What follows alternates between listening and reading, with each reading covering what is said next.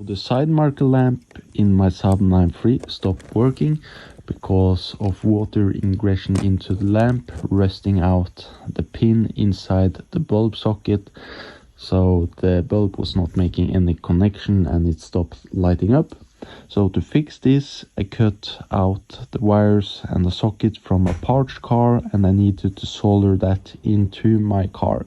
So I prepared the wires on both ends, and there was some oxidization on the old cables, so making a good soldering connection is maybe a little bit hard.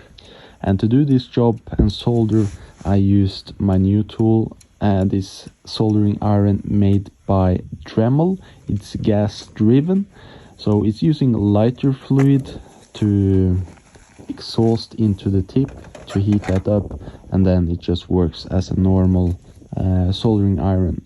This kind of soldering irons have been on the market for a long time now. I mainly had like normal soldering irons that you plug into the wall, but a soldering iron like this really comes in handy when working on your car by the road or inside your garage and such, and you don't have to rely on any electric connection and such, and you don't have any wires running anywhere. So a very nice wireless soldering iron that you can use anywhere.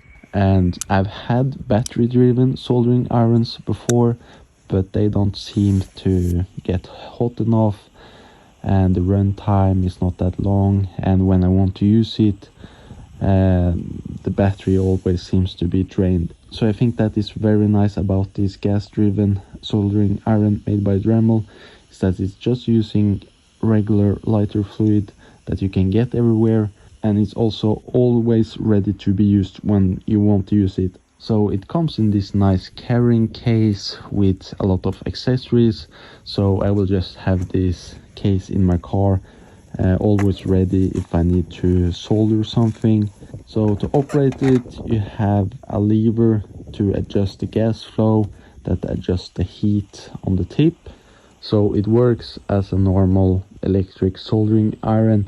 The only difference I think is that since this is gas driven, it's basically like a torch shooting into the tip to heat that up.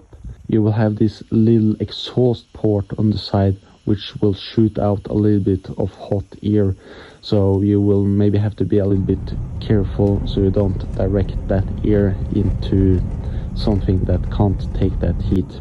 And when I was soldering here, it was -5 degrees, and it was also a little bit of wind, but that wasn't an issue at all. And then I could use the nozzle to shrink the heat shrinking tubes to protect my solders. I tried using a regular lighter, but that was not possible because of the wind, but no issue for this soldering iron.